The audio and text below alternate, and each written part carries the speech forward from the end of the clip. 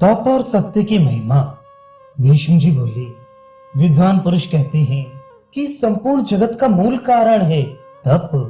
जिस मूर्ख ने कभी तप नहीं किया उसे अपने कर्मों में सफलता नहीं मिलती। प्रजापति ने तप से ही समस्त संसार की सृष्टि की है, तथा ऋषियों ने तप से ही वेदों का ज्ञान प्राप्त किया है। विधाता ने जितने फल और मूल हैं उनको तथा अन्न को भी तप से ही उत्पन्न किया है। तपा सिद्ध महात्मा पुरुष तीनों लोकों को प्रत्यक्ष देखते हैं। प्रत्येक साधन की जड़ तपस्या ही है। संसार में जो दुर्लभ वस्तु है वह भी तपस्या से सुलभ हो जाती है। शराबी, चोर, गर्भ हत्यारा और गुरु पत्नी से समागम करने वाला पापी मनुष्य भी अच्छी तरह तपस्या करके ही पाप से छुटकारा पा सकता है। तपस्या के अनेकों स्वरूप हैं, पर उनमें निराहार रहने से बढ़कर कोई तप नहीं है। दान से बढ़कर कोई दुष्कर धर्म नहीं है। माता की सेवा से बड़ा कोई आश्रम नहीं है। तीनों वेदों के विद्वानों से श्रेष्ठ कोई मनुष्य नहीं है। और संन्यास तो महान तप है। ऋषि, पितर, देवता, मनुष्य तथा दूसरे जो चराचर जीव हैं वे सब तपस्या में ही लगे रहते हैं। तपस्या से ही सबको सिद्धि प्राप्त होती है।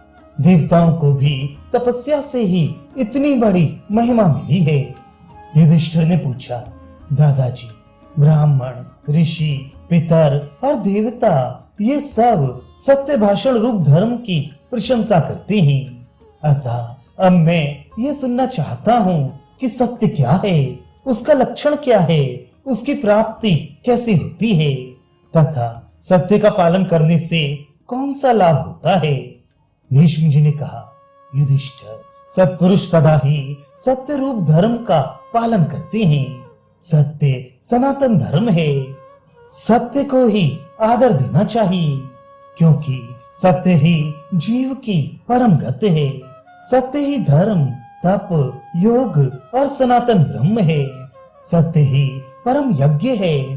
सत्य पर ही सब कुछ टिका हुआ है। अब मैं तुम्हें क्रमशः सत्य के आचार, लक्षण तथा उसकी प्राप्ति का उपाय बतलाता हूँ। संपूर्ण लोकों में सत्य के अतिरिक्त उसके 13 भेद माने गए हैं। सत्य समता, दम, मत्सरता का भाव, क्षमा, लज्जा, तितिक्षा, दूसरों के दोष न देखना, त्याग, ध्यान, आर्यता, धैर्य, अहिंसा और दया, ये सब सत्य के स्वरूप हैं। नित्य, अविनाशी और अविकारी होना ही सत्य का लक्षण है। किसी से भी विरोध नहीं करना, यह योग कहा जाता है और इसी से सत्य की प्राप्ति होती है। राग, द्वेष तथा काम, क्रोध को मिटाकर अपने में, अपने प्रिय मित्र में तथा शत्रु में भी समान भाव रखना समता है। किसी दूसरे की वस्तु की इच्छा न करना, सदा गंभीरता और धीरता रखना तथा निर्भय एवं मन के रोगों से रहित होना, ये सब दम अर्थात मन और इंद्रियों के संयम का लक्षण है। इसकी प्राप्ति ज्ञान से होती है। दान और धर्म के समय अपने मन को काबू में रखना, इसे विद्वान लोग मत्सरता का अभाव कहते हैं। सदा सत्य का पालन करने से ही मनुष्य मत्सरता का त्याग कर सकता है। सहने और न सहने योग्य, प्रिय तथा अप्रिय वचन सुनकर भी जो क्षमा कर देता है वह सत्पुरुष माना जाता है। सत्य बोलने में ही क्षमा का गुण आता है। जो बुद्धिमान भली भांति दूसरों का कल्याण करता है और मन में कभी खेद नहीं करता, जिसकी मन और वाणी सदा शांत रहती है, वह लज्जावान माना जाता है। यह लज्जा नामक गुण धर्म के आचरण से प्राप्त होता है। धर्म के लिए कष्ट सहना तितिक्षा अर्थात सहनशीलता कहलाती है। लोगों के सामने आदर्श उपस्थित करने के लिए इसका अवश्य पालन करना चाहिए। तितिक्षा की प्राप्ति धैर्य से होती है।